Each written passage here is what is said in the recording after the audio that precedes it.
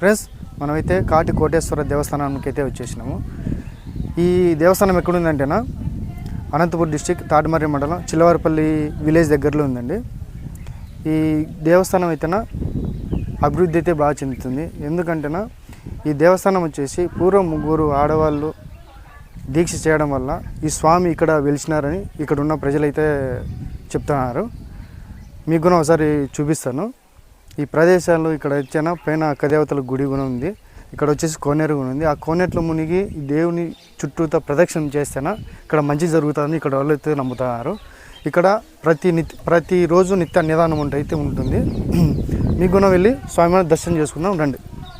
ఇక్కడ తెలుసుకోవాల్సిన కొన్ని విషయాలు ఇంకా ఉన్నాయి. అవేంటంటేనా ఈ చుట్టుపక్కల పరిసర ప్రాంతాల్లో ఎక్కడైనా కానీ మీకు కాకులు కానీ గద్దలు కానీ ఏంటి కనిపించవు అసలు వాళ్ళవు కూడా. ఇకపోతే గుడి ప్రాంగణంలో అపవిత్రం చేస్తే ముట్టున్న వాళ్ళు కానీ మైలైన వాళ్ళు కానీ నీచు తిన్న వాళ్ళు కానీ ఉంటేనా తేనెటీగలు మిమ్మల్ని వదిలిపెట్టవు. ఇది ఎప్పటి నుంచో వస్తున్న మాట.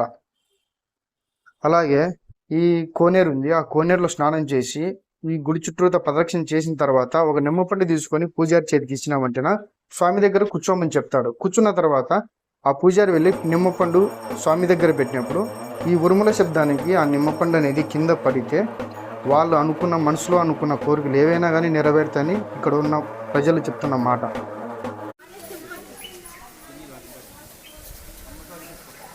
దేవునికి నిమ్మపండు పెట్టాక పడుతుంది, మంచిగా కూర్చున్నారు కోరికలకు అనేది ఉంది. ఫ్రెండ్స్, మనకైతే ఇక్కడ ఉండడానికి వసతులు చూపిస్తాను రండి.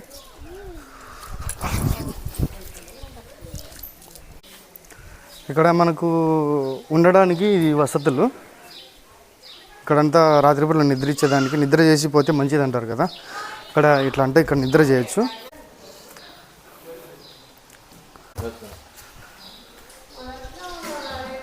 ఇది నిత్య అన్నదాన సత్రం.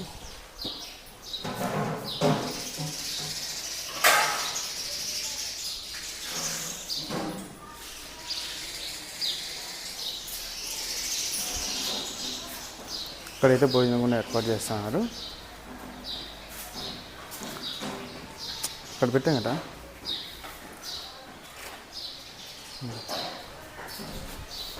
ఎప్పుడైనా వచ్చినప్పుడు అయితే మనకు భోజనానికి అయితే ఎటువంటి ఇబ్బంది అయితే ఉండదు. ఈ కాటి కోటేశ్వర దేవస్థానంలో అయితేనా భోజనానికి అయితే ఎటువంటి ఇబ్బంది అయితే ఉండదు. నెక్స్ట్ మనం ఇక్కడ అక్కదేవతల దగ్గరికి అయితే పోదాము. మనమైతే ఇప్పుడు ఈ మెడికల్ ద్వారానే మనం పైకి పోవాలా. ఆ పైన గుహలో అక్కదేవతలు వెలిసినారు. మనం ఇప్పుడు అక్కడికి వెళ్తున్నాం. అక్కడి నుంచి ఒక 100 మీటర్ 200 మీటర్ల గుహ లోపల నుంచి అట్లే పోతేనా మనకు శివలింగం అయితే ఉంది. మనం అక్కడ వెళ్ళాలి. చూద్దాం. ఏమంటే లైటింగ్ లేదు, మన దగ్గర టార్చ్ లైట్లు కూడా లేదు. చూద్దాం, ట్రై చేద్దాం, రండి వెళ్దాం. మీరైతే ఇట్లాంటి ప్రదేశాలు చూడాలనుకుంటేనా ఖచ్చితంగా వచ్చి చూడండి.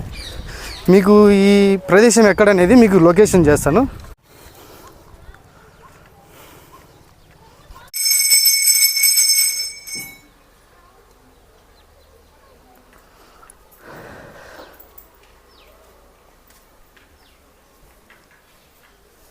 ఫ్రెండ్స్, మనకైతే అక్కదేవతల గుడి అండి.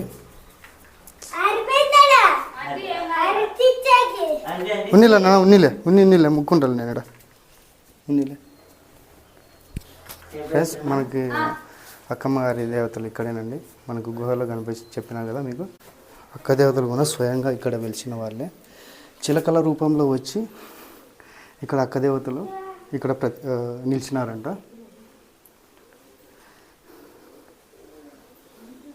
చాలా అద్భుతం కదా, చిలకల రూపంలో వచ్చి ఇక్కడ వెలిసినారంటే ఇంత పెద్ద గుహలో.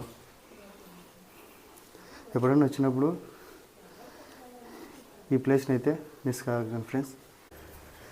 ఇక్కడ వచ్చేసి అక్కమ్మ గారి దేవతల పక్కనే, ఇక్కడ విగ్రహాల పక్కనే ఒక సొరంగం కనిపిస్తుందండి. ఈ సొరంగం వచ్చేసి చాలా దూరం ఉంది. పూర్వం ఇంతకుముందు ఒక మనిషి ఒక పెంపుడు కుక్కతో పాటి ఈ సొరంగంలోకి వెళ్ళినారు. కానీ వాళ్ళు ఇంతవరకు తిరిగి రాలేదు. 3 కాపలాదారు 3 రోజులు చూసినా కానీ వాళ్ళు ఇప్పటి వరకు తిరిగి రాలేదు. 100 మీటర్ల దూరం వరకు పోతేనా శివలింగం అయితే లోపల ఉందండి. మాకన్నా ముందు వేరే వాళ్ళు పోయి ముక్కొని వచ్చినారు. నేనైతే టార్చ్ లైట్ లేక వెళ్ళలేదు. లైట్ లేదు కాబట్టి ఇంటికి వచ్చేస్తాను నేనైతే. ఫ్రెండ్స్, చూసినారు కదా, ప్రకృతి అందం ఎంత బాగుందో అసలు ఇక్కడ నుంచి చూసినప్పుడు అయితేనే అసలుకి మాటల్లో చెప్పలేను. అందులో వర్షం కూడా పడుతుంది ఇప్పుడైతే చిన్నగా. మనం ఇప్పుడైతే కోనేరు దగ్గరికి అయితే వెళ్దాం.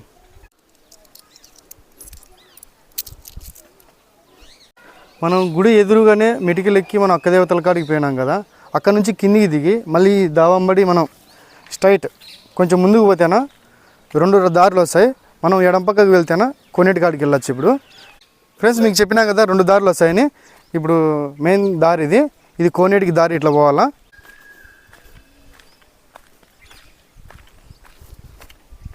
ఇక్కడ చూడండి అక్కమ్మ గారి గుడి వెళ్ళాం కదా, మీకు అక్కడక్కడ అక్కడ సొరంగం అక్కడ సొరంగాలు ఉన్నాయి చూడండి ఎక్కువ. చూసినారు కదా మనం అక్కడికి వెళ్ళాము అక్క దేవతల కాడికి. అక్కడ నుంచి పక్కన నుంచి చూస్తే చూడండి పైన అంతా సొరంగాలు ఉన్నాయి. మీకు జూమ్ చేస్తే మీకు కనిపిస్తుంది సొరంగాలు. అక్కడ ఒకటి ఉన్నాయి, అక్కడ ఒకటి ఉన్నాయి. తేనెటీగలన్నీ అక్కడేనండి, కొండకు మొత్తం ఎక్కువ ఉంటాయి అక్కడైతే తేనెటీగలు. అక్కడ కొంచెం కనిపిస్తున్నాయి బాగా చూస్తేనా.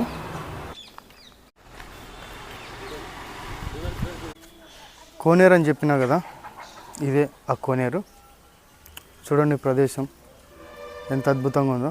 ఇక్కడ వచ్చేసి శివరాత్రి టైంలో బ్రహ్మాండంగా జరుగుతుందంట. 3-4 ఊర్లు కలిసి ఈ శివరాత్రి రోజున బ్రహ్మాండంగా జరుపుతారంట. అదైతే మిస్ కాకూడదని ఇక్కడ ఉన్న వాళ్ళు అయితే చెప్పినారు. మీరు కూడా వచ్చి ఒకసారి శివరాత్రి రోజులో చూడండి. ఫ్రెండ్స్ ఇక్కడ వచ్చేసి మనకు శివలింగం దగ్గర ఈ స్వామికి వచ్చేసి పడగ రూపంలో దర్శనం ఇచ్చిందంట. ఈ స్వామికి అయితే చూసినాడంట. అది ఫోటో తీసుకున్నాక చూసుకుంటేనే ఆ రూపం కనపచ్చిందని స్వామి అయితే చెప్తున్నాడు. ఫ్రెండ్స్ చూసినారు కదా, ఈ కీప్యాడ్ మొబైల్లో సరిగ్గా కనపడలేదు. చూసినారు కదా, ఇక్కడ మధ్యలో శివలింగం. ఆ స్వామి తీసిన ఫోటో పున్నమి రోజు కార్తీక మాసంలో స్వామికి ఇలా దర్శనం ఇచ్చిందంట. చూడండి. ఇలాంటి మరెన్నో ఇంట్రెస్టింగ్ వీడియోస్ కోసం అయితే నా ఛానల్ అయితే లైక్ చేయండి, కామెంట్ చేయండి, సబ్స్క్రైబ్ అయితే మర్చిపోకుండా చేయండి.